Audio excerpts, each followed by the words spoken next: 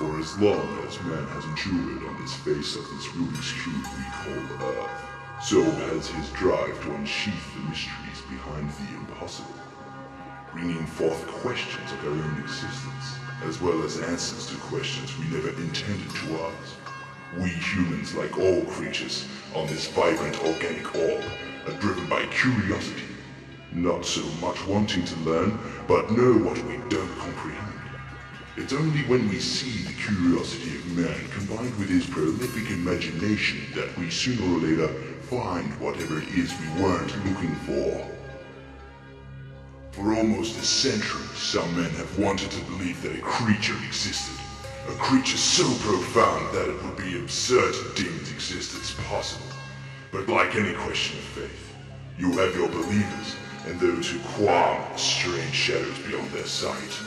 Vague impressions left on film coated with the aged lick of time have conjured a minority of the population to know what they want to believe, but the skeptical masses see only blurred paradigms in the darkness.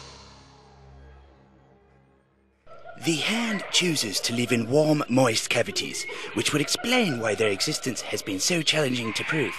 Man-made burrows, like this one, or natural formations in their surroundings are their location of choice in which to live and hibernate. Rarely leaving its burrow, mainly to get food and find a suitable mate, the hand tries to hide itself from the world outside of its home as much as possible. From what we gather, the life in the day of a hand is one of curious exploration until its primal duties have been completed. The hand is a scavenger of sorts, scurrying along the jungle floor until it reaches something of interest. Being a fussy herbivore, its diet consists mainly of fruits and berries. It must have a sweet tooth, or in this case, a sour tooth, as it pries this unsuspecting lemon from the branch in which it is perched. Its almost prehensile mandibles allow it to easily hold its feed, whilst navigating the bumpy terrain.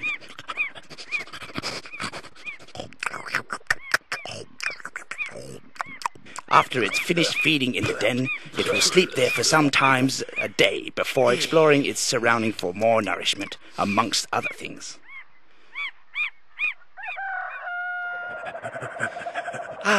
After a good sleep on a belly full of grub, the hand leaves his burrow to explore yet again. You're about to witness a sight even rarer than the hand itself. I present to you the mating call of the hand. He scurries through the foliage of the jungle until he finds a stage-like platform in which he is to perform his well-trained call to what may be a potential suitor in which to mate with. Will he have any luck with his attempts at attracting a suitable mate? It seems he has aroused the interest of a special somebody. She's a healthy-looking specimen. Our hand looks to have an opportune mate responding to his calls. She follows his calls of desperation.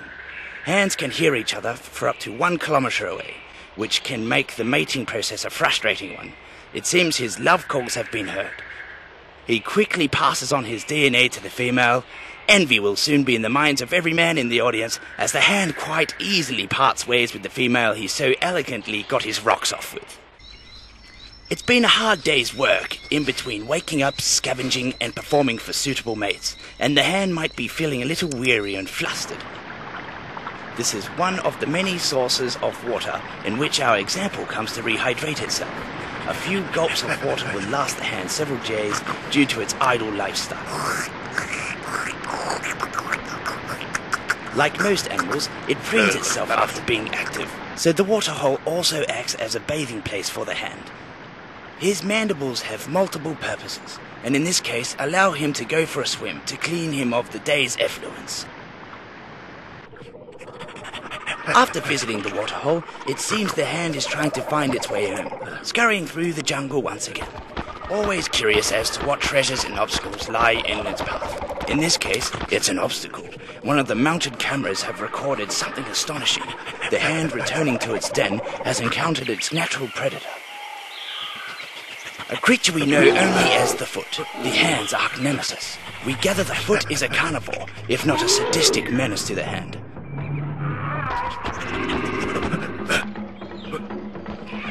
The hand's evasive tactics nearly seem in working order, only to have them proven worthless as the foot uses its greater size to overpower and eventually kill the hand.